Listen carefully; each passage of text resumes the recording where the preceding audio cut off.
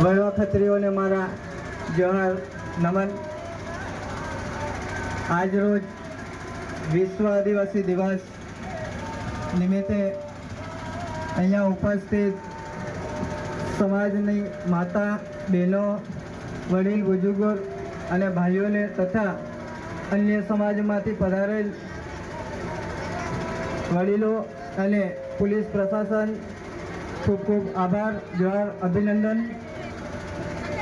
વિશ્વ આદિવાસી દિવસ એટલે એ માત્ર આદિવાસીઓનો તહેવાર નથી, સમગ્ર જીવ સૃષ્ટિને બચાવવા માટે જે સમાજ અગ્રેસર રહેતો હોય એ જ સમાજની વાત કરવામાં આવે।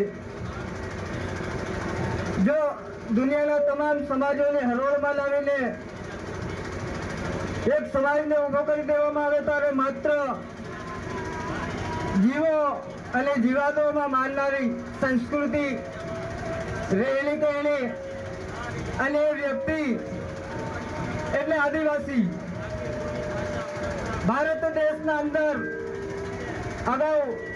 અગાઉના વક્તાએ જણાવ્યું એ મુજબ કે ભારત દેશના 8% આદિવાસી આ દેશના માલિક છે, બાકીના 92% અહીંયા વસવાટ કરેલ છે। એટલે આદિવાસી હર કોઈ જીવ હોય, હર કોઈ પ્રાણી હોય, હર કોઈ મનુષ્ય હોય એમને આશરો આપે છે, સહારો આપે છે। આજ સુધી આદિવાસી સમાજે કોઈ સાથે ભેદભાવ કર્યો નથી અને કરશે પણ નહીં। આદિ અનાદિકાળથી જે ભારતના અંદર ઘૂસપેઠિયાઓ આવ્યા હતા, ગયા છે અને રહે છે, તો છતાં આદિવાસી પોતાને માનીને આશરો આપે છે। એ પોતાનો વિસ્તાર હોય, પોતાની જમીન હોય કે પોતાનો રોજગાર હોય, એના અંદરથી એક ભાઈચારાની ભાવના જીવંત રાખી અને સહારો આપતો સમાજ એટલે યુનાઇટેડ નેશન સંયુક્ત રાષ્ટ્ર સંઘ દ્વારા 1982 ના અંદર જેની બેઠક મળી અને બેઠકના અંદર એક સર્વે કર્યો અને સર્વેના અંદર લાંબા સમય પછી 1994 ના અંદર ઘોષિત કરવામાં આવ્યું કે વિશ્વના અંદર ગ્લોબલ વોર્મિંગની સમસ્યાઓ, બીમારીઓ અને ભયંકર વિનાશ તરફ આપણે આગળ વધી રહ્યા છે ત્યારે આ દેશને બચાવવા એવી સંસ્કૃતિ કઈ છે તો આદિવાસી સંસ્કૃતિ। એ આદિવાસીને બચાવવા માટે યુનો દ્વારા પોતાના રાઇટ્સ, હક, અધિકારો, જળ જંગલ જમીન બચાવવાની વાત, આદિવાસીઓને પોતાનું અસ્તિત્વ બચાવવું, સરકારો એમ કહે છે કે વાઘ બચાવો, રીંછ બચાવો, દીપડા બચાવો, પણ હું એમને કહેવા માંગુ છું કે તમે આ જંગલી જાનવરોને બચાવશો પણ સૌથી પહેલા આ જંગલને બચાવનાર આદિવાસી જો આ ધરતી પર નહીં બચે તારે જીવોના સાથે રહેશે, આ દુનિયાની કોઈ પણ વ્યક્તિ હોય, જીવ હોય એ રહી શકશે નથી। એટલે વિશ્વએ સૌથી પહેલા આ આદિવાસીઓને બચાવવા માટે વિશ્વ આદિવાસી દિવસ ઘોષિત કર્યો।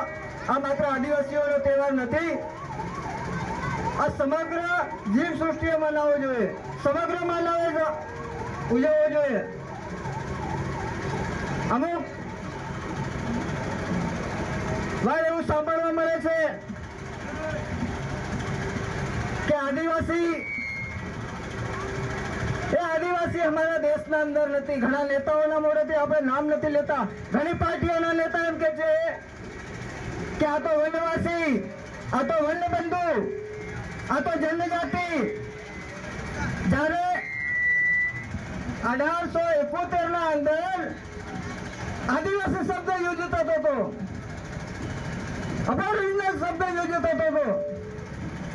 1951 સુધી આદિવાસી બોલવામાં આવ્યું। ભારત દેશ આઝાદ થયો એના પછી આદિવાસી શબ્દ હટાવીને જનજાતિ કેમ કરવામાં આવ્યો? આ સૌથી મોટો પ્રશ્ન છે। ભારતનું પ્રતિનિધિત્વ જ્યારે યુનિયનના અંદર જાય છે ત્યારે એમ કહે છે અમારા દેશના અંદર કોઈ આદિવાસી નથી, તો આપણે કોણ? આ પોતાને પ્રશ્ન થવો જોઈએ। આ સંસ્કૃતિ આપણે જીવંત રાખીશું તો આપણે આદિવાસી રહીશું। અધિકારીઓ અને આદિવાસીઓના અંદર જમીન આસમાનનો ફરક છે. આદિવાસી જીવો અને જીવાતોમાં માને છે, જ્યારે અન્ય સમુદાય 40% સમુદાય માને છે કે આપણે આમના સાથે હળી ભળી જવું જોઈએ. બાકીના એમ માને છે કે આ આદિવાસીઓ આપણું આરક્ષણ લે છે, શિક્ષણના અંદર ભાગ પડાવે છે, રોજગારના અંદર ભાગ પડે. હું તો એમ કહું છું કે તમે આદિવાસી જ્યાં બેસીને ખાય છે, જ્યાં બહાર તોડે છે, જ્યાં પાણી પીએ છે, તો સેફ રહેવું તમારામાં. આદિવાસી જ્યાં જ્યાં ત્યાં વારંવાર અત્યાચારો થાય, આરક્ષણની વાત આવે, શિક્ષણના અંદર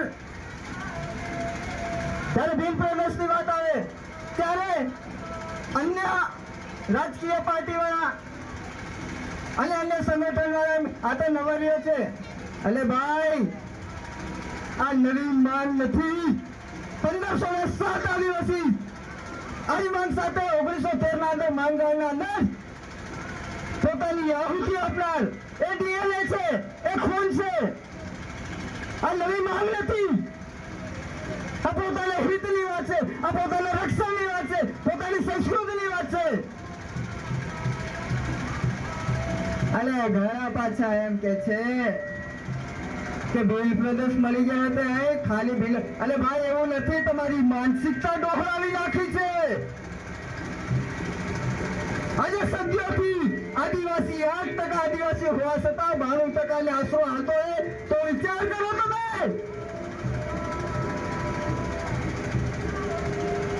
તમે આના ભેદભાવ કરવા નીકળ્યા છો.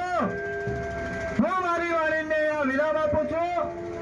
આ પ્રોગ્રામના અંદર આપણે પોલીસ પ્રશાસનની અંદર પૂરતો સાથ સહયોગ આલીએ અને કોઈ પણ વિઘ્નો ઉત્પન્ન કરતા વ્યક્તિઓ છે એમના હાથે માથાકૂટ ના કરવી. અને જો વારંવાર આવું થતું હોય તો તમે શાસન પ્રશાસનને જાણ કરી શકો છો. જય જોહાર, જય આદિવાસી, જય બિલ પ્રદેશ, જય જોહાર કા નારા.